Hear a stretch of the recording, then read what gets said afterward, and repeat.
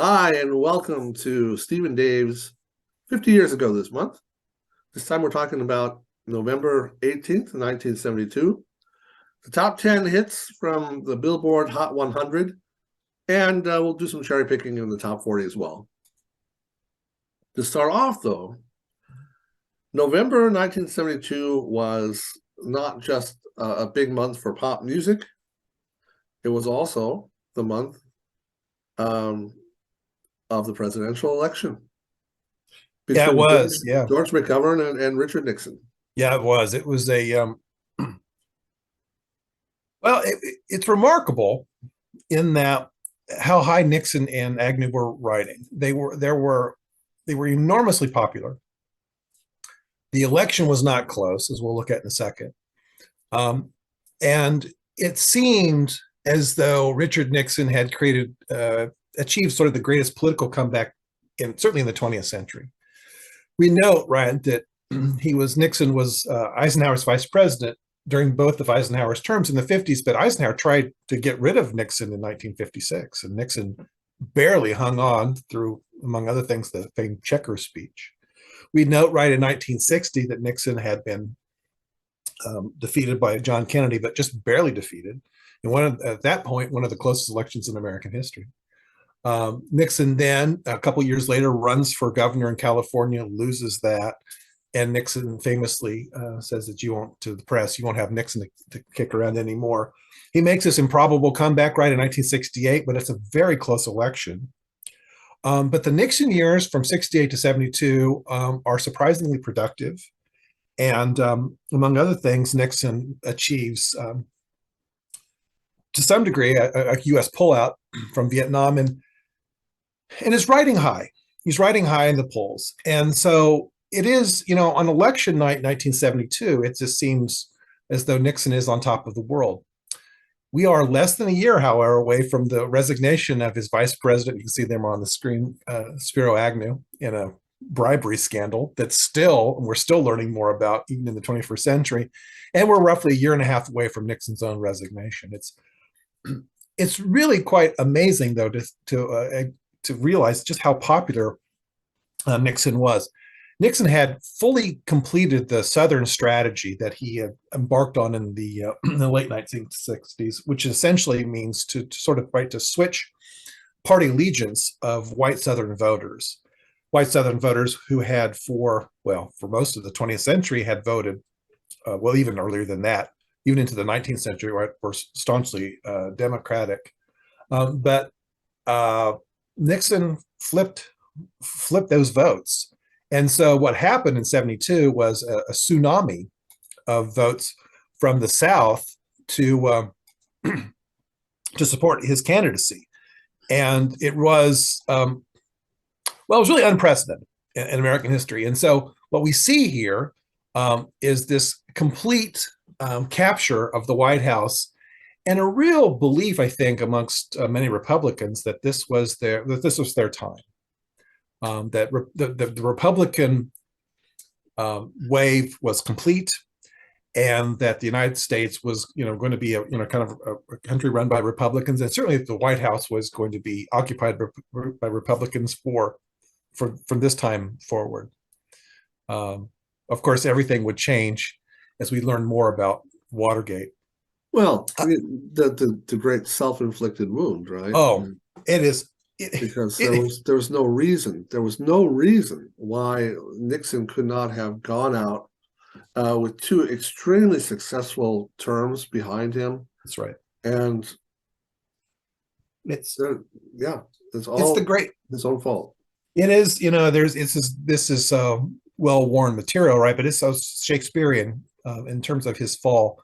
It's, again, a self-inflicted wound. Again, we've mentioned this before in previous episodes, but this, the Watergate break-in had already occurred. The Watergate, the plumbers were, we were learning more about the plumbers, but it really hadn't been attached to the White House yet. It soon would be. So at this point, Watergate seems sort of a kind of two-bit burglary that was already in the rearview mirror. It is also the case that Nixon benefited from a Democratic Party that was in shambles. And I think it would be useful for us to maybe just quickly think about this, right? We mentioned this in a previous episode, that the Democratic nominee, again, George McGovern from South Dakota, history professor who made his way into politics, fumbled well, among other things, fumbled the vice presidential candidacy. He didn't have, again, it's hard. He didn't have someone in place when he arrived at the convention in August, and was still casting about, including, making last minute phone calls to Teddy Kennedy. And I think he and his team assumed that when they made the offer to Kennedy that he would accept it. Now, where the hell they got that idea? I don't know. Yeah, I don't know, but I think know. that's what the thinking was. So I think that is what the thinking was. And so Kennedy obviously did not accept it. The fallback plan was, again, Senator from Missouri, Thomas Eagleton. Again, we talked about this in the August chart show, but Eagleton had spent time under the care of psychiatric care, and it also submitted to electroshock therapy. And this was not well known. And Eagleton did not disclose it, at least initially. It became known. And well, clearly that shows that there was essentially no vetting. There's no vetting going on previous to that decision, and frankly, they had no time to. So that was the other thing, is that they had no time to. They were already at the convention. Eagleton remains becomes his choice, remains on the ticket for just a handful of days before he's unceremoniously booted. And McGovern then, in trying to salvage his campaign and trying to sort of somehow connect a bit of the Kennedy magic, chooses a Kennedy brother-in-law, Sergeant Shriver, as his nominee. So going into the fall, then it's the McGovern-Shriver ticket. Sarge Shriver was the first, in John Kennedy's administration, he was the first leader of the Peace Corps. I think he was well thought of, but he didn't have the it that the Kennedys had, and it certainly didn't inspire voters. And so, quite frankly, it was a pretty listless campaign through the fall, as Nixon became even more popular from the summer into the fall. It's remarkable because Nixon becomes really a kind of pariah very quickly, but he is riding very high. He's getting not only all the Republican votes, but also all the moderate votes. And so, go ahead. Bear in mind, this was the first presidential election that 18-year-olds were able to vote in. And so there was some reason for optimism in the McGovern camp that an openly liberal, progressive agenda, much more so than we had seen in establishment Democratic politics up until then. That's right. Would have a chance to actually carry at least parts of the nation, right? I think that's right. I think that definitely was the belief, and I think it was rooted in some political reality. But it is also the case that Nixon and Henry Kissinger, his close foreign affairs advisor, and later would become Secretary of State, had made some progress of sorts in Vietnam, to the point where the troops were being extracted. American troops were being extracted from Vietnam, and now that's its own set of stories. But because Vietnam was no longer sort of the focal issue, it really undercut McGovern's belief, and I think really only hope, that he would capture all of the anti-war vote and all the youth vote and all the disaffected vote. And in the end, he was sort of left with very little. He may have, but they just didn't show up. They did, yeah. That was the problem. And which gets to one of the central points of this is that McGovern was charisma challenged, just put it this way. He was not really an inspiring figure. No, really was Nixon, but Nixon had that certain something, and he certainly was able to communicate with his base in a way that, again, I think is a little bit lost over time. People who love Nixon love Nixon. And so, a real quick story here. My grandparents, my mom's side, were fervent Republicans, and they were Eisenhower Republicans. And because Nixon had this connection with Eisenhower, my grandparents lived in rural Kansas, and because Nixon had this connection with Eisenhower, they were strong Nixon supporters. And I remember this quite distinctly, that by their mailbox, there was a telephone pole, and on the telephone pole, they put a Nixon Now sign. That's something my grandparents would never do. Nixon Now sign. And that Nixon Now sign would remain there until the summer of 74, where they took it down. And you can still, if you go by the farm, you can still see the holes in the thing. People believed in Nixon. Republicans believed in Nixon, and his fall from grace was extraordinary. We should just take a quick look at the election, though, because as Dave, as you suggested, it was, as they say, a kind of wipeout, and it doesn't get much more monochromatic than this, right? And so this is a, as they say, red wave. Look at that. Look at that across the country. Yeah. Even South Dakota. That's so bitter. That's just that's some cold. Now, the popular vote wasn't close. The electoral vote was even more lopsided. It was really kind of an extraordinary moment, and it really felt as though American politics was undergoing a sea change. And whatever the Democrats had in the 1960s, it felt like they had lost it. Now, again, the great irony of all this is that Nixon has already planted the seeds of his own destruction by greenlighting the break-in into the Watergate complex. And again, you just have to look at that map and just to realize that he didn't have to do any of this. That Nixon could have never left the White House. He would have just cleaned up, but he was unable to do that. He was so bedeviled by personal demons and paranoia. And well, the McGovern campaign did what they could from the very beginning to hurt their own man. McGovern himself was not a big help, as you have suggested, and a lot of the people that thought George McGovern was fine and dandy didn't vote for him. They just a large part of the counterculture movement in the 60s was apolitical. That's right. It's 100%. Exactly. Apolitical. That's part of the problem right there.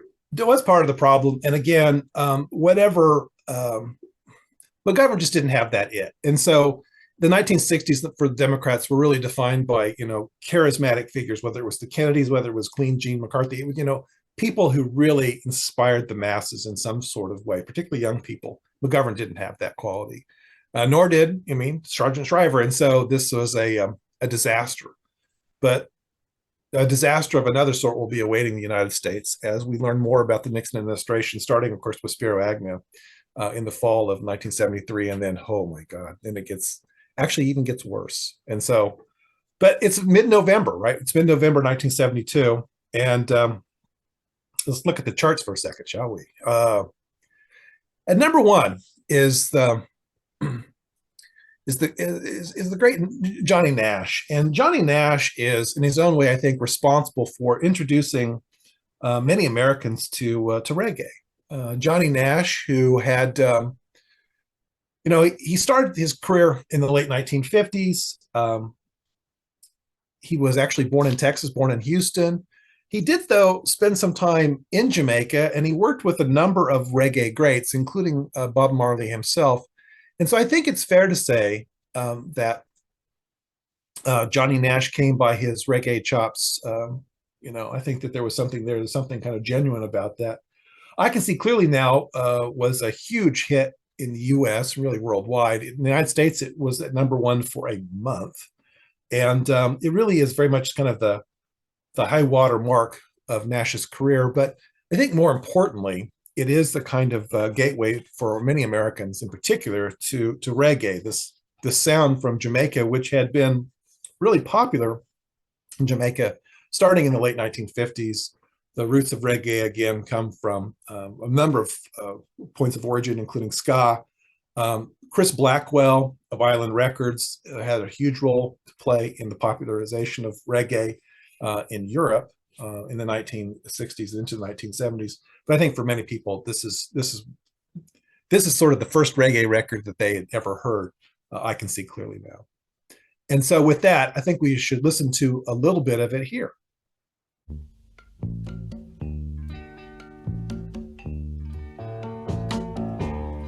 I can see clearly now, the rain is gone. I can see all obstacles in my way. Gone are the dark clouds that had me blind. It's gonna be a bright, bright, bright, sunshiny day. Nash's crystalline voice, of course, really makes the song. It's a song that was penned by Nash, and again is sort of the high watermark of Nash's career. Nash, who passed away in 2020, really got a lot of mileage out of that song. But it is, I think by many measures, a kind of classic from the 1970s. Oh, so it's just it's just a feel-good song. I don't think you can listen to that without just getting a little boost for your mood. I think that's right. Yeah, a kind of feel-good song for sure. And so there we have at number one, Johnny Nash with I Can See Clearly Now. At the second spot is the artist Lobo with I'd Love You to Want Me. I'd Love You to Want Me, written by Rollin Kent Lavoie, which is the given name of Lobo. This is from his Of a Simple Man album, the second album of his, released in 1972 on Big Tree Records.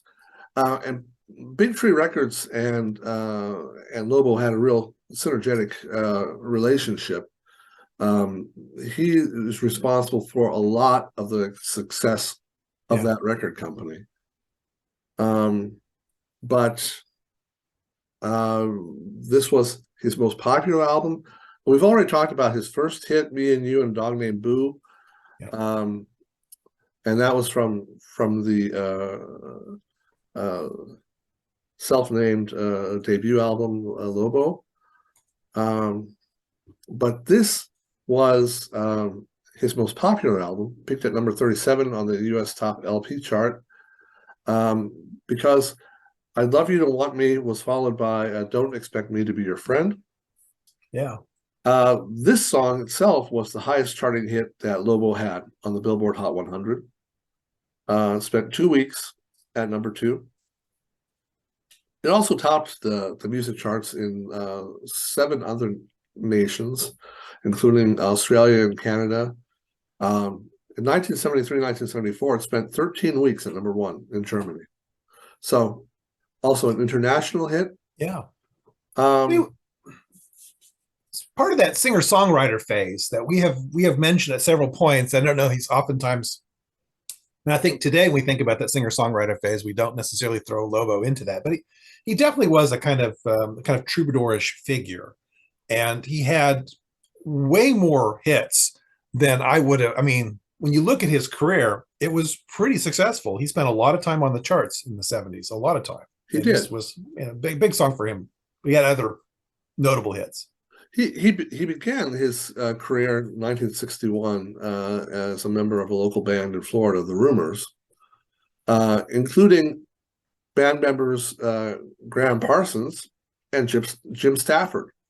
Well, how about that? How about that, right? And Jim Stafford would go on to be produced by Philip Arnold Gernhardt, who was also the producer of this album. Kind of an interesting character in his own right. Yes, he was. He produced songs like Stay from Morris Williams and the Zodiacs. He produced The Royal Guardsmen. Does that ring a bell for you? It does. They had a kind of a novelty song. Right. And I cannot come, it does not, it's, help me out. The Red Baron. Red Baron. Yeah, that's it. Yeah. Because back mid 60s. This was something that Charles Schultz of the Peanuts introduced as a storyline, That's right. that Snoopy would have these fantasy dogfights with the Red Baron. So they followed that up with a Snoopy Christmas, where the Red Baron shoots Snoopy down, but just leaves him there and waves Merry Christmas, and so strange stuff. That's the Royal Guardsman, and Dion on the Bellamy Brothers as well. Let Your Love Grow. This was also something that Gernhardt had produced, but in 1968, immediately after Robert Kennedy's assassination, Gernhardt's songwriting partner, Dick Holler, wrote the song Abraham, Martin, and John. Oh my gosh. Which he then went on to produce for Dion, right? Yeah. Yes, absolutely. Guy was married and divorced 4 times, problems with alcohol and drugs, and eventually he committed suicide by gunshot in 2008, leaving his estate to a former childhood sweetheart with whom he had been out of touch for many years. Oh, so an interesting character, right? Lobo ended up breaking off his association with Gernhardt after Gernhardt refused to essentially pay royalties on the songs that Lobo had written. This is the root of all. This is the root of all evil, right? This is the sticking point in all these relationships in this era. Just royalties, always, right? Anyway, okay, so that's that. Let's take a short listen. About fell out of my chair, and when you moved your mouth to speak, great lyrics. I felt the blood go. Now time,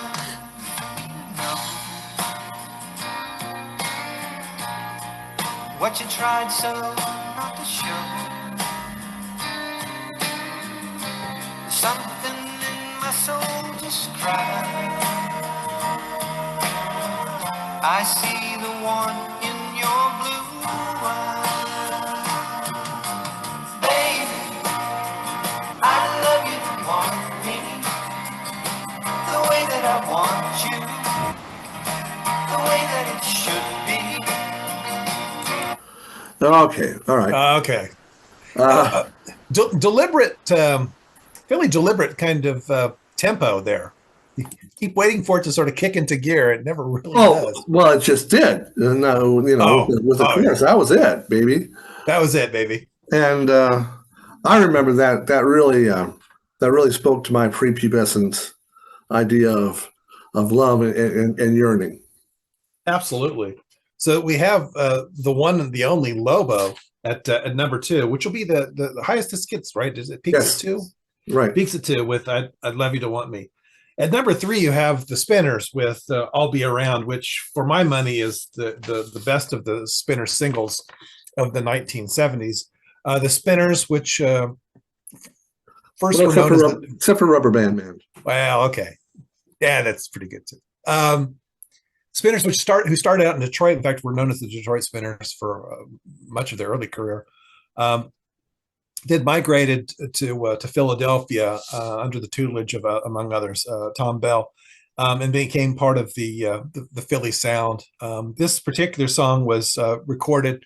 I'll Be Around was recorded at the Sigma Sound Studios in Philly, which is the epicenter of the Philadelphia sound. It's there are certain kinds of kind of cultural or kind of cultural hearths in this era in terms of music. Memphis is one, certainly LA is one that we've talked about at great length, Chicago, Detroit. Philadelphia is a big deal. I mean, Sigma Sound Studios were enormously influential. A lot of stuff happened there. in the 1970s, and the Spinners definitely benefited from it. This particular song, penned by aforementioned Tom Bell and songwriting partner Phil Hurt, and it really is part of the kind of 70s onslaught for the Spinners. They were huge in this decade. Overall, the Spinners on the R&B charts in the course of their career, starting even into the early 60s, they had 19 top 10 hits on the R&B charts. And on the pop charts, they had 7 top 10 hits, including hitting number 1 in 1974 with Then Came You, alongside the great Dionne Warwick.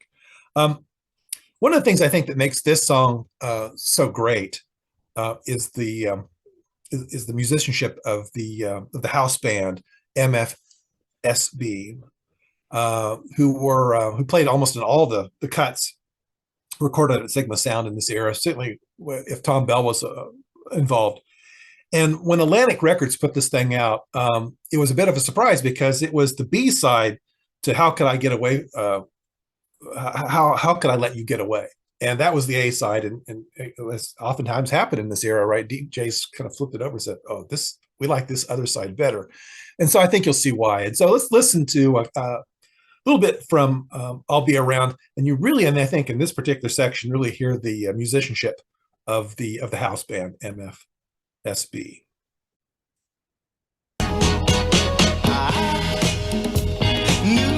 Just what to say. Now I found out today that all the words had slipped away. But I know there's always a chance. A tiny spark will remain, yeah. And sparks turn into flames. And love can burn once again. But I know you know. Whenever you call me, I'll be there. Whenever you want me, I'll be there. Whenever you need me, I'll be there. I'll be around. Wow, yeah, it's fantastic. Yeah, that's some fine music. It is, it's, you talk about the soul and R&B music from the 1970s and that Philly sound. That's it. So at number 3, we have the Spinners with "I'll Be Around." At number 4, this isn't just a song. This is a kind of cultural phenomenon, and I don't think that's hyperbole. I mean, this is a big deal. And so at number 4, we have Helen Reddy's "I Am Woman." Well, all right. Clearly, it's a song that met the zeitgeist. Feminism was on the rise, but as Helen Reddy herself said, she looked around and she didn't find any songs that spoke to a new empowered woman. In fact, in a 2003 interview with Australia's Sunday magazine, she said, quote, "I couldn't find any songs that I thought being a woman was about. I thought about all these strong women in my family who had gotten through the Depression and world wars and drunken, abusive husbands, but there was nothing in music that reflected that. The only songs were 'I Feel Pretty' or that dreadful song 'Born a Woman.'" All right, Steve, are you familiar with that at all? 1966 hit from Sandy Posey. I confess I don't. It doesn't ring a bell. All right, just a couple lines from that song. "You're born to be stepped on, lied to, cheated on, and treated like dirt. I'm glad it happened that way." Oh, jeez. Yeah. Oh. Helen Reddy goes on to say, "These are not exactly empowering lyrics. No. I certainly never thought of myself as a songwriter, but it came down to having to do it." And she credits it kind of having a supernatural inspiration. She remembers lying in bed at night and just having these words, "I'm strong, I am invincible, I am woman," going over and over in her head. And she feels like she had been chosen to get the message across. Interviewer asked her, chosen by whom? And she said, the universe. So she wrote the lyrics and then handed them to the Australian guitarist Ray Burton to put to the music. And he turns around and tells his side of the story. And it's just so funny because you can't unconsciously be a bigger male chauvinist pig. Oh no. Than what he comes up with. He said, he remembers that talking to her after she had hosted a series of regular women's meetings, at which he said they would, quote, sit around and whine about their boyfriends, end quote. So he said, well, look, if you're serious about the whole thing, why don't you just jot down some lyrics and I'll make a song. And so she brought him some lyrics one weekend, and he took them home Sunday night. And according to his version, he took her rough notes and cleaned them up a little bit and then set it to music. She said he didn't change a single word of what I gave him, but all right. This is another interesting story where later on questions of royalties and so on become very sensitive, but that's a story for another day. It's the classic story that we've already talked about. Oh yeah. But the point is, I Am Woman was already a track on her first album, and I Don't Know How to Love Him from Jesus Christ Superstar was her first hit. That's right. And so they quickly followed that up with an album, and this was one of the songs, one of a bit of the material that she put together for this. But it got no play. Right. But that's right. They included the song as part of the soundtrack for an inconsequential little feminist comedy called Stand Up and Be Counted. And it ended up, they were going to play it during the credits, the closing credits, right? The studio thought, well, you know, if that's a hit, and if the soundtrack is a hit, we really need a single.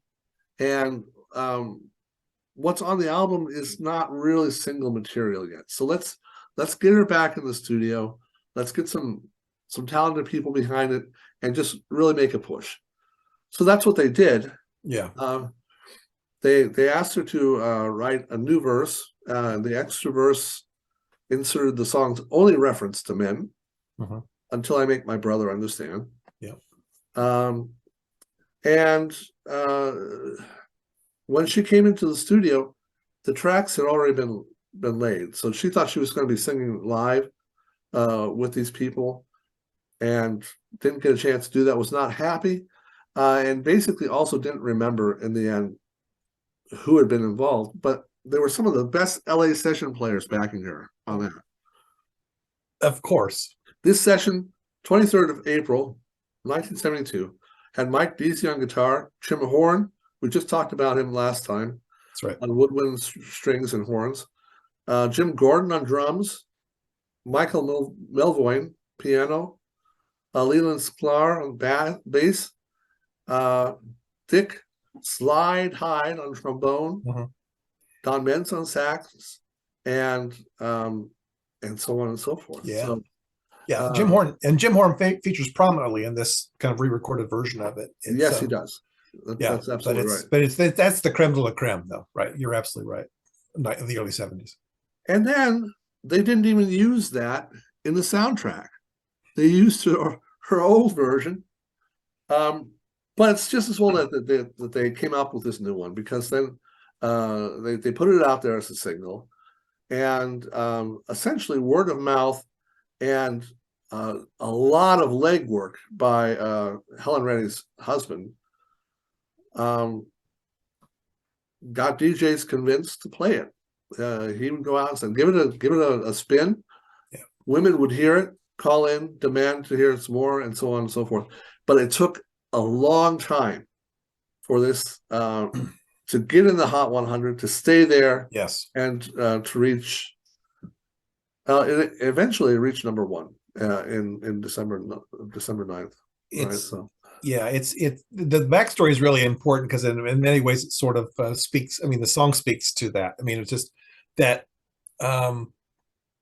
you had to. I mean, you just Reddy herself believed in the song. She needed other people to believe in the song, but it had its share of detractors as well.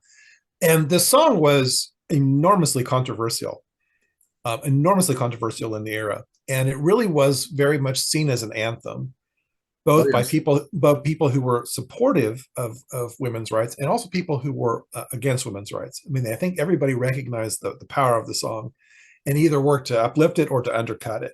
And and Reddy herself then becomes a kind of lightning rod. Now, I think this is something that she embraced and really to some degree sort of brought on herself, knowingly brought on herself.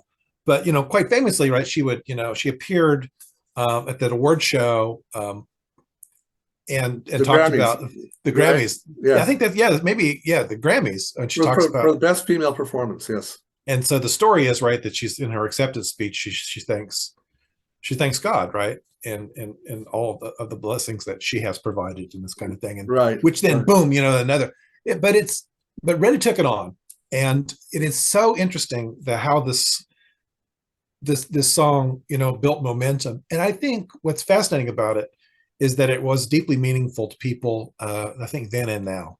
I mean, there's something about this song that obviously is from the era, but there's a certain kind of timeless, unfortunately, a kind of timeless quality to it because it speaks to the reality that women still face. Oh, I just love this song. By the way, just real quickly, this was the first number-one single for Capitol Records since Ode to Billy Joel in 1967, 5 years earlier. That's okay. That's a long thirst. That's a long thirst, but it's also another interesting song and another interesting artist, right? Bobby Gentry, a kind of feminist in her own way, famously independent. And wow, that's a long time though for Capitol Records to go without a number one. Helen Reddy was kind of a pioneer for Australian music. That's another piece of this, right? And so, and we'll talk more about the other female act from Australia at the time, Olivia Newton-John. But really, Olivia Newton-John and Helen Reddy become the kind of face of Australia, and Australia and the United States becomes a big player in terms of its popular culture, along with, of course, the Bee Gees. It's and Reddy herself, right, becomes a media figure, right? She has some replacement series. She starts to star in movies. She has a number of other hits in the 1970s. She becomes a pretty big deal, and this song really is the kind of launching pad for that. And kind of embraces the star lifestyle too, which was not necessarily to her detriment. No, you're right. Right. Yeah.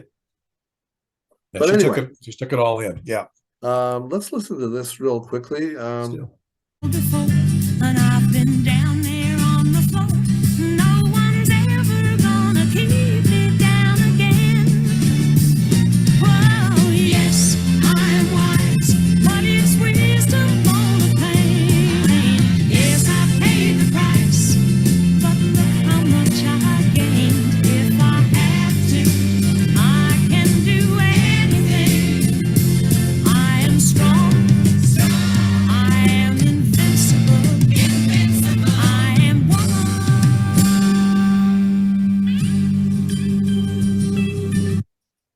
Okay. Yeah. And there are stories of national NOW meetings, the National Organization for Women, where women would just stand up spontaneously when that song started playing and grab hands and Absolutely. just sing along, Absolutely. This was no question. I mean, this song emboldened people and changed lives. It really did. And it had its share of detractors, and I think a lot of those detractors it was rooted in misogyny. But it's an interesting song. It's got a compelling backstory. The this version, the studio version, is fantastic. You hear Lee Sklar up and down that fretboard on bass. He's fantastic. There's just something about this that is very much from the era, but it's also got this kind of timeless quality to it. And so it is as important a song as there is from the 1970s. I Am Woman it's a big deal. And a lot of fun to listen to. A lot of fun to listen to. Yeah, every time. I agreed. I love the song as well. At number 5, we talked about the Moody Blues last week, but this is number 5, sort of the quintessential Moody Blues song, and that's from Night White Satin. It is overwrought. It is pompous. It is insightful. It is sort of everything. I mean, the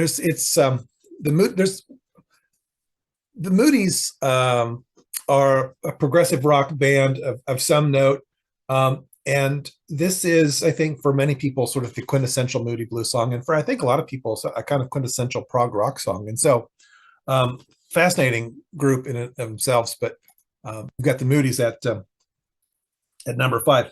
At number 6 is it's the Temptations. The Temptations, who by this point in the early 1970s have gone through a number of changes in the group, but the Temptations in 1972 are led by Dennis Edwards, and the Temps also included Melvin Franklin, Richard Street, and Damon Harris. But the Temptations here in mid-November of '72 hit upon a genius cut, and that is Papa Was a Rolling Stone. Papa Was a Rolling Stone then peaks at number 1 on the pop charts and will be a kind of psychedelic soul classic. It is it's penned by the legendary tandem of Norman Whitfield and Barrett Strong, who we've talked about before, incredible songwriters. But the song itself has a real kind of social consciousness to it. It is about a kind of wayward father, a kind of in a way that person is framed. Is a person kind of deadbeat, or is this person kind of driven in his own way? There's a lot happening in the song. The song itself is quite complex too. It's a long song by almost any standards of the era. It's well over 11 minutes long on the album, and even the single, when it was cut back and cut down, was over 6.5 minutes. It is considered a kind of psychedelic soul classic, as I said a second ago, and among aficionados of singles from this era, is considered one of the best. Rolling Stone put it at number 169 of its top 500 songs, and I think by almost any measure, it's a classic. And I think for many people, it's really right up there in terms of the Temptations' high water marks. So with that, then let's listen to a cut from Papa Was a Rolling Stone. The Temptations really kind of at their finest.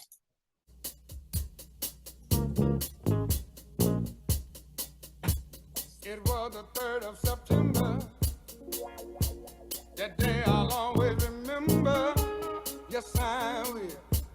'Cause that was the day that my daddy died. I never got a chance to see him. Never heard nothing but bad things about him. Mama, I'm depending on you. Mean it true. Mama just hung her head and said, son, Papa was a rolling stone. Wherever he laid his hat was his home. And when he died, all he left us was alone. Wow. It's magnificent. Temptations, Papa Was a Rolling Stone, really a classic. And it's Whitfield and Strong really at their best. It's also worth noting here real quickly that the song is also made that much better by the Funk Brothers, who are featured prominently here. They're the house band of Motown. They're just incredible. And so there we have it at number 6. Papa Was a Rolling Stone from the Temptations. At number 7, another kind of really interesting song and kind of part of a larger kind of set of things happening in the culture, including popular culture. It's Curtis Mayfield's "Freddie's Dead," which is the theme from Superfly. Yeah, the song was nominated for a Grammy Award, by the way, in Best Rhythm and Blues Song. Yeah. But lost to Papa Was a Rolling Stone. For what it's worth. Yeah. Yeah, this is a song that enjoys like universal critical acclaim. That's right. The critics just loved this. But That's right.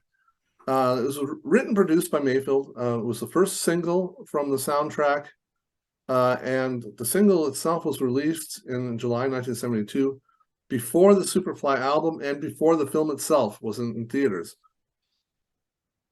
I peaked at number 4 on the U.S. Billboard Hot 100, and number 2 on the R&B chart, and ranked number 82 for 1972. Song laments the death of Fat Freddie, a character in the film who was run over by a car. Arrangements driven by a strong bass line, wah-wah guitars, and melancholy string orchestration. It's worth mentioning that this was not eligible for the Academy Award for Best Original Song because none of the music in the film are songs. It's all instrumentals. No lyrics are used, so that's why it was not eligible for that. This was put out by Curtom Records. It was a record label started in '68 by Mayfield and the Impressions manager Eddie Thomas, combining the first part of Curtis and the first part of Thomas's last name, so Curtom. Noted for being one of the first ever record labels owned by an African American recording artist. It was located in Chicago's former RCA studio that had originally been acquired by Mayfield for cutting demos. And they had a few other important acts, like the Staple Singers and Mavis Staple as Superfly was the third studio album by Mayfield, and it's widely considered a classic of the 1970s soul and funk music. Sales were bolstered by 2 million selling singles. Freddie's Dead is the one and Superfly is the other. Superfly is one of the few soundtracks to outgross the film it accompanied. So yes. Yeah, it definitely eclipsed it. I mean, Mayfield, yes. Superfly had its moment as a film. It was part of this blaxploitation era films, but Mayfield soundtrack was huge, and it was huge for a number of years. And this is also because this whole concept, the blaxploitation, the urban black experience, and the social awareness that is such a big part of that of the music scene in the early 70s with Marvin Gaye, What's Going On, Papa Was a Rolling Stone, like we just mentioned. Songs about the real problems of inner city life, poverty, drug abuse, and so on. That's right. And of course, this song, Freddie's Dead, is also clearly anti-drug anthem. Yeah. And so that was just part of the overall thing that's going on. But we talked about the critics. The Rolling Stones' Bob Donat said, not only was Superfly, quote, a superior imaginative soundtrack, but fine funky music as well, and the best of Curtis Mayfield's 4 albums made since he left the Impressions. Rock critic Chriskow of the Village Voice gave the album an A-. He wrote that, quote, these songs speak for and to the ghetto's victims rather than its achievers, transmitting bleak lyrics through uncompromisingly vivacious music. Message, both candor and rhythm. are essential to our survival. 2004, Rolling Stone gave Superfly 5 out of 5 stars, referred to that as Mayfield's creative breakthrough. And John Bush of AllMusic said, quote, "It stands along Saturday Night Fever and Never Mind the Bullocks, Here's the Sex Pistols Yes. as one of the most vivid touchstones of 70s pop music." I think that's an interesting comparison, and you wouldn't think about put those three together immediately, but I think many people think of Superfly as a kind of foundational album, Yes. not just in terms of Mayfield's career, but just in terms of pop music of the 70s. And I think it also stands alongside Marvin Gaye's "What's Going On" as a kind of realistic look at Black life circa late 60s, early 70s. There, it's an enormously important record. And as you suggested a couple times, the film was there, but what matters is the music, and the music lives on, and Mayfield's, he put down his mark, no question about it here. Yeah. And the title track was selected by Rock and Roll Hall of Fame as one of the 500 songs that shaped rock and roll. Yes. The album was selected by the Library of Congress for preservation in the National Recording Registry for being, quote, culturally, historically, or aesthetically significant, Absolutely. and on and on. The critics just Absolutely. can't, they trip over themselves just trying to praise this album enough. Okay. Let's listen to a selection from that. Yeah. There was love in this man. I'm sure all would agree that his misery was his woman and things. Now Freddie's dead. That's what I said.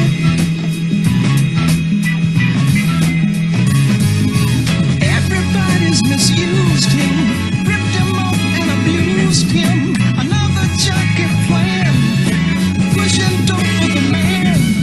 A terrible blow, but that's how it goes. Freddie's on the corner now. If you wanna be a junkie, wow.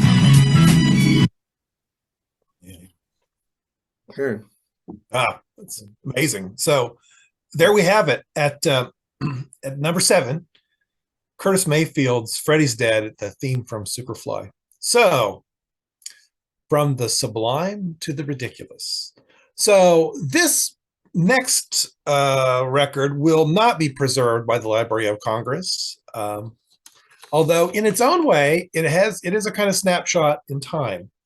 And what I'm going to talk about here is this style of record was actually quite popular in this era, and it is a kind of novelty record. So at number 8 is Convention 72 by a group that called themselves the Delegates, basically a studio collective. Bob DiCarlo, Nick Sensi, Nick Koulassis, who helped to put together what essentially is a kind of it is it's a set piece where you have narration and then it's interspersed with hits of the day, popular music of the day. This form was created and to some degree perfected by a guy by the name of Dickie Goodman. Dickie Goodman had a number of hits in this era where he would intersperse, there would be some sort of narration, some sort of skit happening, and they'd intersperse it with hits of the day. So Dickie Goodman had nothing to do with this particular cut, but it is very much of Dickie Goodman's style. What it is a look at the kind of, John just look at the political happenings of the day with utilizing faux characters from the media.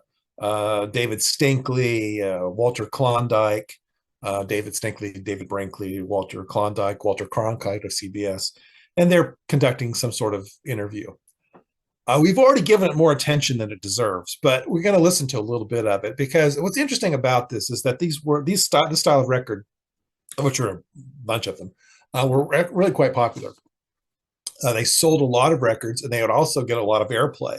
It seems improbable, but amongst people, well, amongst like teenage boys, for example, just ate this stuff up. It was considered sort of the funniest thing ever. And I think that people even today, right, have a tremendous fondness for it. Right, if you look, for example, at the YouTube comments associated with when you see these kinds of style of records, people will just wax nostalgically about how much they loved it. Right, fans from back then, right? Fans from back then. I remember when I bought the 45 and wore it Right. out, that kind of thing. And it appealed to the people we were back then, 10 and 11-year-old boys, essentially. So I guess so, right? That's right. And I guess there's maybe a 10 and 11-year-old boy in many of us, and so but anyway, it doesn't hold up. But in the fact that it doesn't hold up, I think does say something about the culture. And so the fact that it stands alongside of the Curtis Mayfield Superfly, I mean, gives you some sense of what top 40 music was in the 70s. That you would just have, I mean, and stations would play these things, and they would play Convention 72 alongside, Freddie's Dead. It's just remarkable. As hell. Eclectic as hell. There we go. Eclectic as hell. And so let's listen to a brief, if we dare, brief cut from the Delegates, Convention 72. Good evening, ladies and gentlemen. This is Walter Klondike from Convention Hall, Miami Beach, bringing you the first get-together convention of Republicans and Democrats alike. We have Henry Kissinger and Vice President Agnew standing by on the right side of Convention Hall. Come in, David Stinkley. Thank you, Walter. Mr. Kissinger, amid this historic moment, with all the pomp and grandeur of the political system of America all around you, tell us, sir, what are your innermost thoughts at this very moment? Gotta find a woman, gotta find a woman, gotta find a woman, gotta find a woman. Vice President Agnew, what are your thoughts, sir? Right on. Right on. Mr. All right. Okay, and then it goes on for 5 minutes like this. And so this style was very popular. Again, Dickie Goodman set the standard, but here we have Convention 72, which will peak right here at number 8. There we go. Enough of that. At number 9, really interesting song and a really interesting group. A new group at the time. The group is called the Eagles, and the song is Witchy Woman. Yeah, we've had one other opportunity to talk about the Eagles so far. They've already had a top 10 hit with "Take It Easy." It's also from their first album, and this was written by Don Henley and Bernie Leadon. Now, this is Henley's first writing credit at all. So this was kind of his launching pad into the writing thing, which obviously became a very big part of what he was doing with the Eagles. And the story is that Leadon had actually started working on this while he was still a member of the Flying Burrito Brothers. Took this with him after joining the Eagles. He went and visited Henley, and Henley liked what he was, when he was playing there. Said it reminded him of the sort of music that you would hear during a movie when the Indians ride up on the crest of a ridge, and you almost wonder when he says this, why did they don't write a song about the Indians then? Because it's true. Dun, dun, Yeah. dun, dun, dun, dun. But he went and took this and started thinking about it. He had a flu at the time, with bouts of high fever. And this music was going through his head. When he wasn't just under high fever at the moment, he was reading a book about Zelda Fitzgerald, Of Of course, course he was. and her figure kind of became the central That's right. core figure of this song, the Witchy Woman, mashed together with all sorts of other figures. I mean, Southern California at that time was full of young women who were into white magic and New Age stuff of all sorts, and so he had no shortage of associations. But above all, Zelda Fitzgerald, and this line about she drove herself to madness with a silver spoon. I had always assumed was about the little silver spoons that they use for Coke, right? Yeah, but apparently that's not it. It was Zelda Fitzgerald anyway. This was about the silver spoon that you would put sugar cubes on to pour absinthe over, which was the way that you would consume the green fairy back in the day.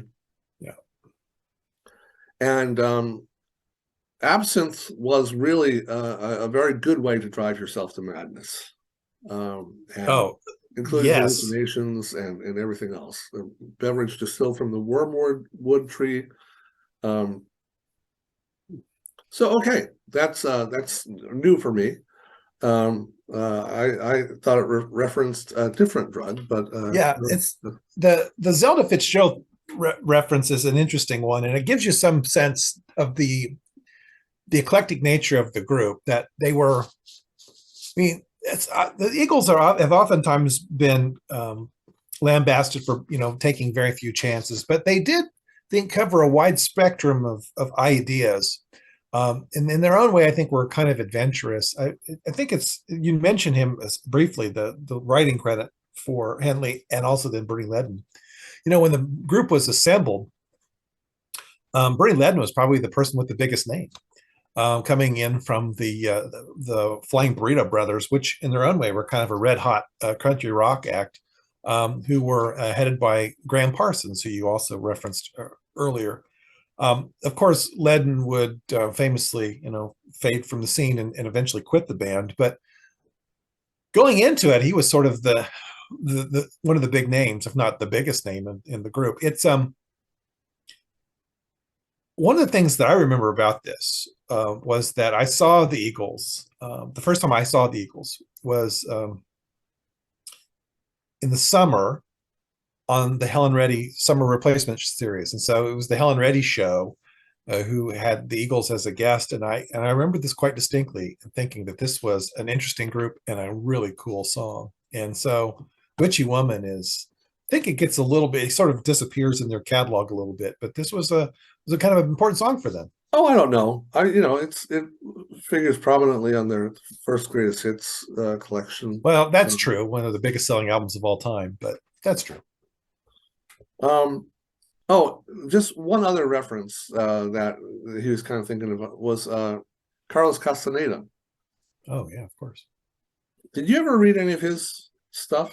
No. I know him by reputation and all of that. I know that you're reasonably familiar with him, but it's very important in this era. I mean, a lot of people read a couple of his things. But yeah, okay. Yeah. Oh, interesting here is that the producer was Glyn Johns, right? Yeah. He produced the first two Eagles albums. Yes. And he is someone who's worked with everyone. He started producing the Get Back sessions with the Beatles. That's right. Worked with the Stones, Led Zeppelin, The Who, Bob Dylan, Linda Ronstadt, the band, Eric Clapton, Clash, Ryan Adams, Steve Miller Band, et cetera, right? Right. Just a very big name in music production. That's right. And a really big name even in this era, and a bigger name than the Eagles were.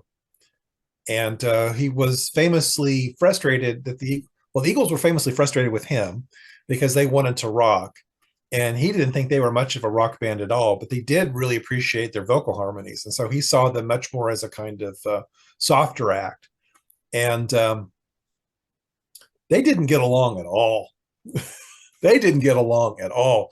And famously, the Eagles sort of abandoned that second set of sessions with Glenn Johns. And it's just fascinating how that sometimes things just don't click. And it just didn't click with Johns and the Eagles at all. I think Goldust Woman, the Silver Spoon, was take your silver spoon, dig your grave. I bet that was a cocaine spoon. I bet you're right. I bet you're right. Okay. Yeah, bet you're right. So there we have it. So the Eagles, but who in the early 70s, a new act, people just getting to know them with Witchy Woman at number 9. At number 10, it's Seals and Crofts' really, I think, apex moment, and that's Summer Breeze. Jim Seals and Dash Crofts grew up in Texas, West Texas. And it's funny, you don't really think of them as sort of Southwestern figures, but in fact, they did grow up in the Southwest. They played in bands for over a decade in the West and Southwest, dance bands. This is the same part of the world where Buddy Holly was from. And there was a very vibrant music scene in Central and West Texas in the late 50s and in the 60s, and they certainly tapped into that. They met in a band, one of the many bands they played in the 1950s. They eventually hooked up and played alongside Glenn Campbell for a couple of years. Campbell was involved in a band that I believe his uncle had started, and so they sort of had certainly paid their dues, and they had been. They eventually broke off as a duo, but they had been engaged in the music industry for well over a decade before they started to cut hits in Los Angeles in the 1970s.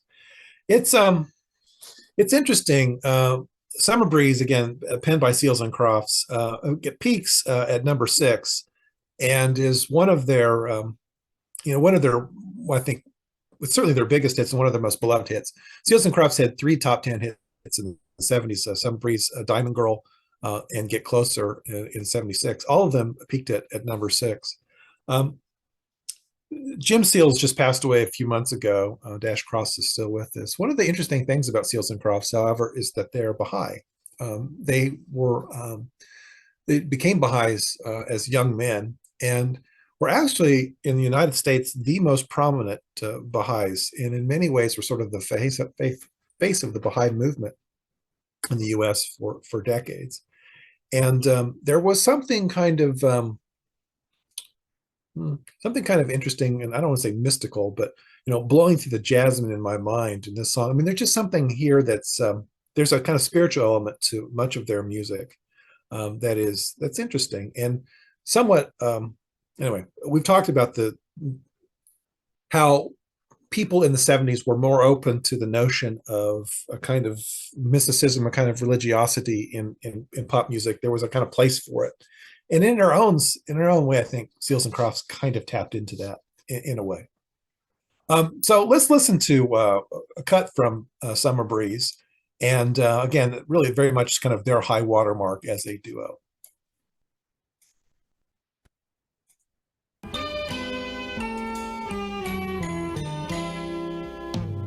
See the curtains hanging in the window in the evening on a Friday night. Little light is shining through the window, lets me know everything's alright. Summer breeze makes me feel fine, blowing through the jasmine in my mind.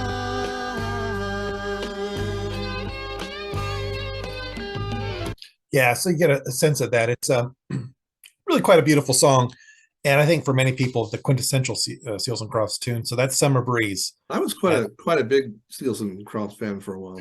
Yeah, I think so. I mean, me too. Me too. There was a lot to like about Seals and Crofts. They ran into trouble in their career with the song called "Unborn Child." They were quite strident in their belief, in their anti-abortion beliefs, and then that did undercut them a bit in the mid 1970s. That was a kind of moment of controversy with Seals and Crofts. But I'm with you. I always found them really compelling. Let's cherry pick a little bit from the rest of the chart, shall we? And at number 16, we've got a biker band. It was kind of the house band of the Hells Angels for a time in the early 1970s. It's the Doobie Brothers. And the Doobie Brothers are at number 16 this week in November with Listen to the Music. Now, it's interesting. The Doobie Brothers, so the Doobie Brothers in the early 70s, so in 1972, the Doobie Brothers consisted of Tom Johnston, Tarian Porter on bass, Michael Hossack, and Little John Hartman on drums, and Patrick Simmons on guitar. They had a rough image. They had a fairly kind of aggressive image almost, but their music kind of belied that, right? And so their music was full of hooks, full of allusions to even to Motown. There was just very, very melodic, and but they were kind of born from the bar scene and the motorcycle gang scene in and around Stockton, California. It's San Jose, California. It's they signed with Warner Brothers in 71, and they started to work pretty closely with a guy by the name of Ted Templeman. Now, Ted Templeman had a career of sorts as a vocalist in a group called Harper's Bazaar, but Ted Templeman really made his mark in the music industry as a producer. He produced most of the Doobie Brothers hits, of which there were many in the 1970s. And he also then, Ted Templeman, worked with people like Van Morrison on Tupelo Honey, and of course then with Van Halen. The Doobie Brothers, right? The Doobie Brothers, in terms of the 1970s, they're sort of golden era, right? You're talking about a number of top 10 songs, Long Train Running, Black Water, What a Fool Believes, Real Love, The Doctor, and later in 89. They're really a kind of powerful presence. They finally made it into the Rock and Roll Hall of Fame in 2020, but they very much are, when you talk about kind of a soundtrack of the 70s, it's the Doobie Brothers are right there. Now, they go through a number of lineup changes. Skunk Baxter will join them on guitar, and of course, famously, then Michael McDonald will join them on keyboards and vocals later, and changes really the direction of the group. But there's a lot of. Do you remember Romancing the Stone? I do remember Romancing the Stone, but I don't know. Kathleen Turner and Michael Douglas. And Danny DeVito. Yes.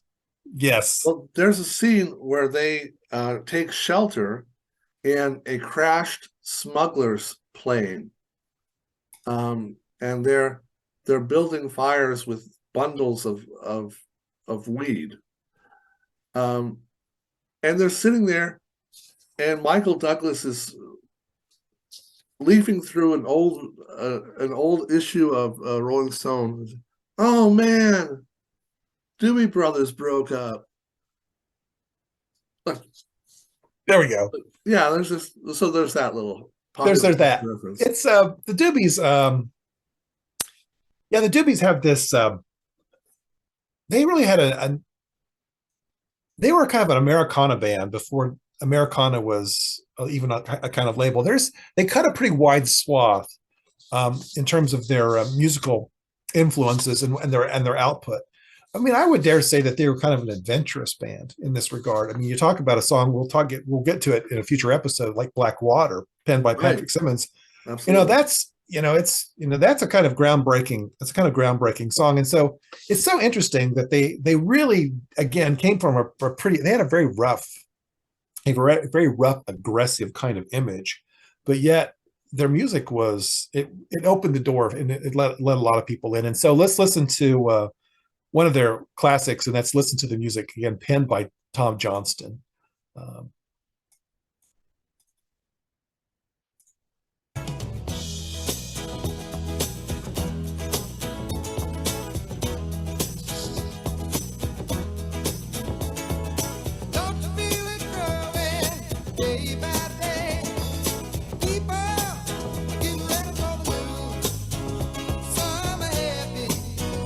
Some I say, oh, I'm gonna let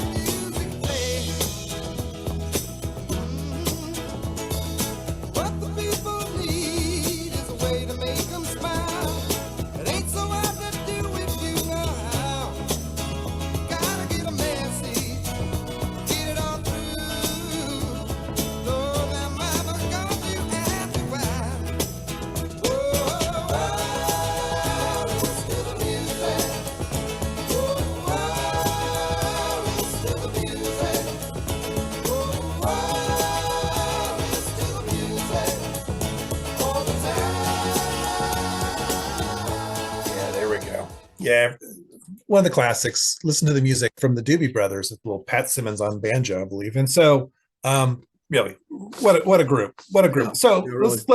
let's keep cherry picking, shall we? And so at number 33, we have Gallery with "I Believe in Music." Please, Yeah. Dave, you'll need to explain. Well, I guess I will. Gallery, we've recently talked about Gallery. Yes, Their first hit from their first album was "Nice to Be With You." It's That's so it. nice to be with you.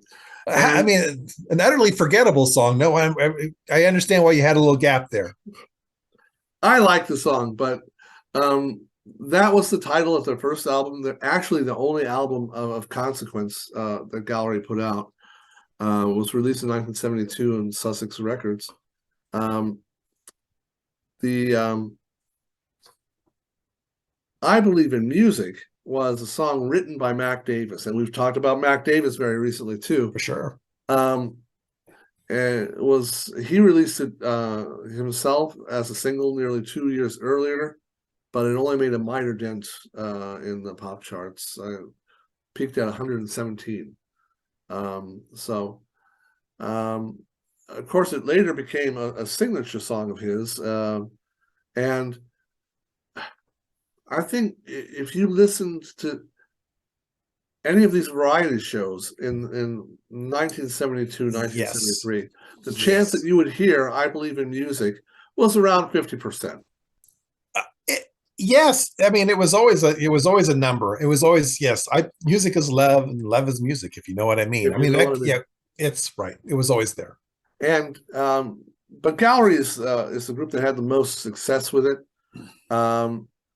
And the album itself with "I Believe in Music" and "Nice to Be With You" ended up peaking at number 75 on the Billboard 200. The only album of the band to chart. So perhaps the most interesting thing about this, apart from the fact that it was written by Mac Davis, is the fact that it was produced by Mike Theodore and Dennis Coffey.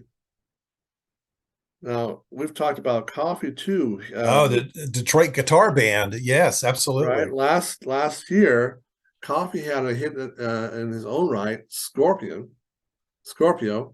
But he was a member of Motown's Funk Brothers studio band, played on dozens of Motown records, introduced kind of the hard rock guitar sound that Norman Whitfield loved to use, including distortion, echoplex, tape loop delay, wah-wah.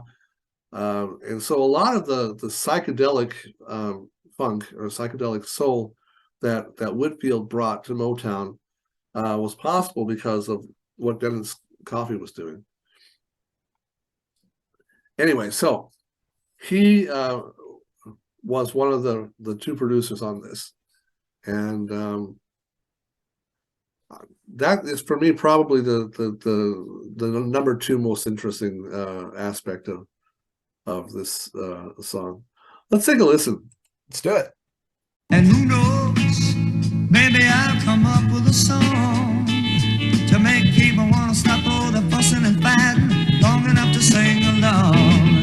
I believe in music, oh, I believe in love, and I believe in music, oh, I believe in love. All right. Just real interesting. Mac Davis tells a little story about the origin of this song. He was at a party at Robin Gibbs, Lulu and Robin Gibbs. Oh, yes, they were. Yes, they were. And he said, there were a lot of hippie folks hanging around, and some of them were just sitting down to do a seance. And they said, "Oh, you want to join us?" And he said, "Oh, that's not really my thing." "Why, don't you believe in the occult?" And he said, "I believe in music." And then it just hit him like eureka. Oh, that's a great line. That's going to be my next. Yeah, that's going to be my next song. So that's how that happened. Oh my gosh. Well, so look at wow. Look at okay. I was just thinking here for a second. And we've mentioned royalties a couple of times. There has to be some sort of situation where you are in line for royalties from Gallery as much as we've talked about them. It's unbelievable. But that's good. I mean, We're not it's a good going to song. look. We're not going to have another opportunity to talk. About That's well said there. Yeah. And I again, think they're done. okay. And again, who can argue with music is love and love is music? You know what I mean? I mean, it's timeless. It's timeless. Yes. Speaking of timeless, then we have at number 34, the band. The band, Rick Danko, Richard Manuel, Levon Helm, Garth Hudson, and Robbie Robertson. Who here at number 34, it's a cover of a Dozier Holland hit for Marvin Gaye called Don't Do It. The band played alongside a number of people in Canada and in the US, kind of barnstormed for almost a decade before they were well known. Of course, they famously backed Bob Dylan, of course, but they in their repertoire were a lot of R&B songs.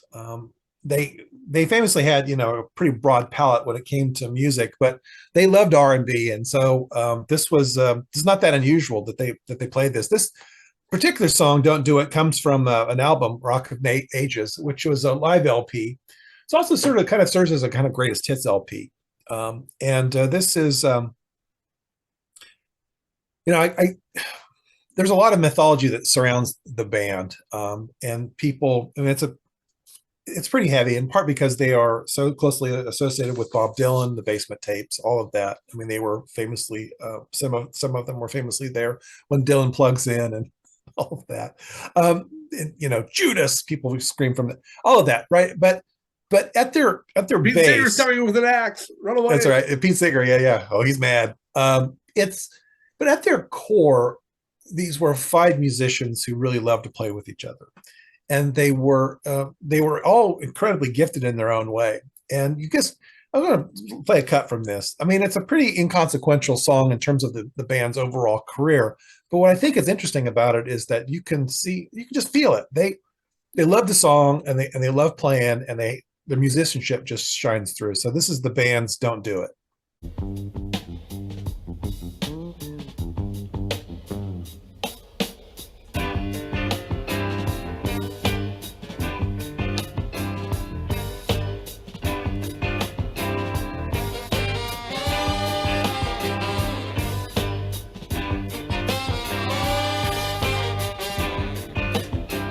Baby, don't you do it.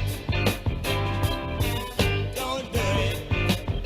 Don't you break my heart. Oh, please don't do it. Don't you break my heart. I sacrifice to make you happy. Give nothing for myself. Now you want to leave me for the love of someone else. I'm crying in wrong. Whether I'm right or wrong. I need you, baby, to keep on keeping on. I'm trying to get my best. All right, well, you get a taste of that. The band with Don't Do It. Those Man, guys can you play. understand why they are just such a fantastic live band, Oh, because there's an energy there that they just generate that's impossible not to be moved by. it's 100%. It's just astounding. I mean, it's just like when those 5 guys got together, it was something. And they all had their unique gifts, and they all were able then to sort of embrace the collective, right? They liked being in the band. They liked the way they sounded. They were willing to sacrifice. I mean, they just made it happen. I mean, it's a relatively minor song for them, but it's like, holy crap, this is fantastic. Yeah.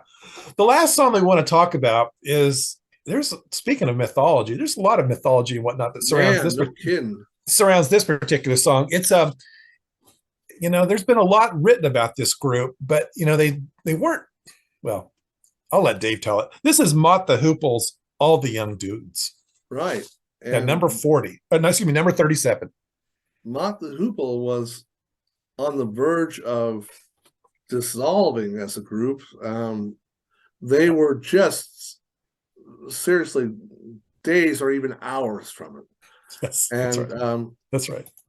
that they were approached by David Bowie. He said, "Look, I have a song for you, Suffragette City. Here you go. What do you think?" And I said, "Oh no, we're breaking up. We're not going to be doing any more songs." So, just a couple hours later, Yes. Bowie comes back, and he says, he's talking to the bassist Pete Watts, and he says, "Look, I've written a song for you since we spoke." A couple hours later. 2 hours later, which could be great. So he's looking. Bowie's looking to spread out some of his. He's in a period of high creative production, right? That's And right. he's just recorded 2 albums back to back. Just releasing a single, "John, I'm Only Dancing." Mhm. So he was, kind of trying to bust out these other songs. Yeah. Because royalties are royalties, right? I mean, That's right. No, that's So, exactly right. Yeah. get somebody working on it. Yeah, exactly. An embarrassment of riches is at its creative peak, where he could just literally sit down in a couple hours and churn out something like this. It's just So he mind-blowing. meets with the band, and they all have different versions of this. But he's sitting down on the floor, cross-legged, playing the acoustic guitar and singing this, and it's just like chills going down the spine. They all know that they're listening to a hit. They know it This song immediately.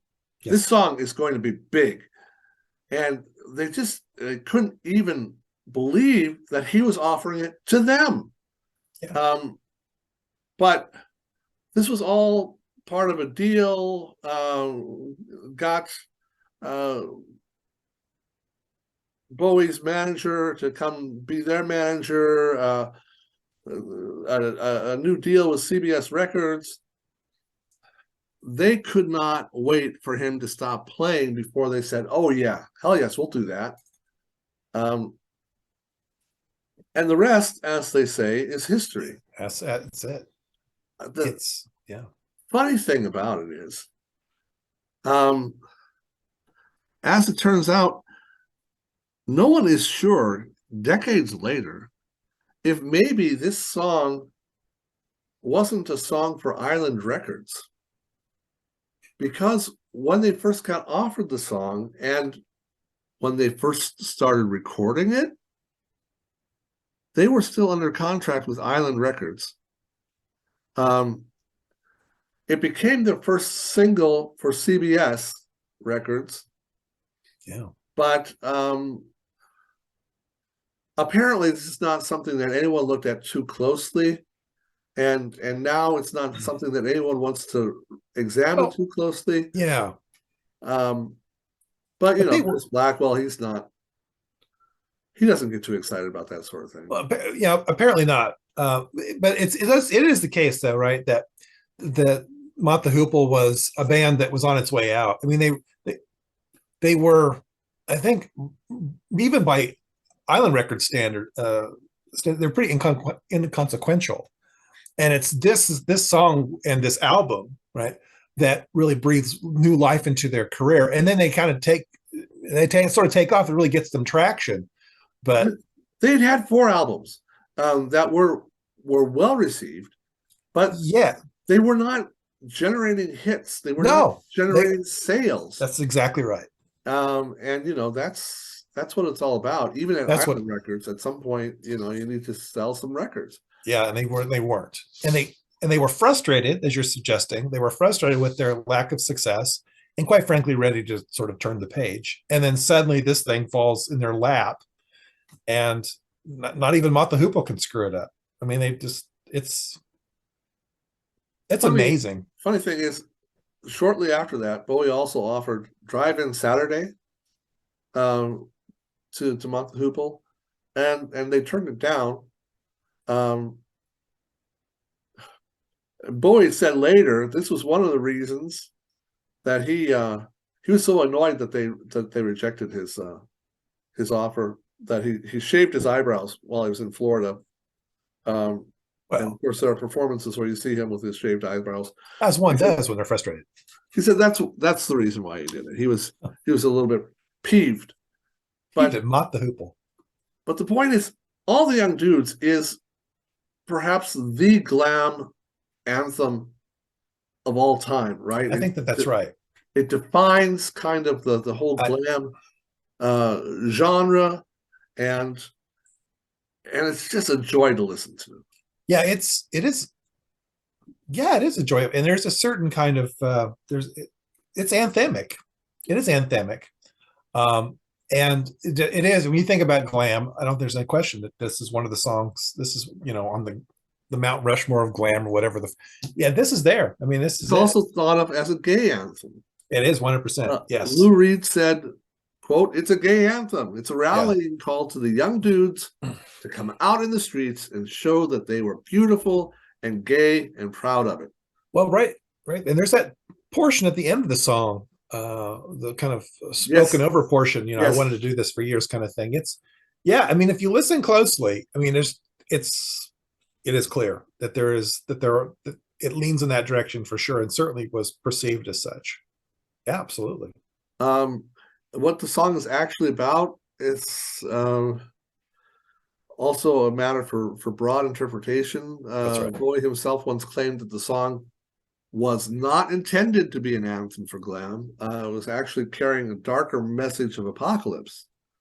The boys carrying the news were the news from Ziggy Stardust that Earth only had 5 years left to live. So That's right. From his perspective, it's a very dark song.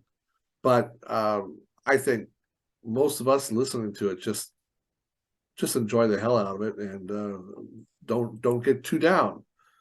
But No, that's right. I mean, it's let's do it. Let's listen to this. Television man is crazy, sad with juvenile delinquent wrecks. Oh man, I need TV, but I got T-Rex. Oh brother, you get, I'm a dude now. Hey, dude, where are you?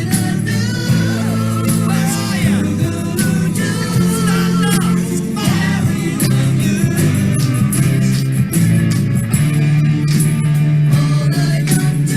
wanna hear you.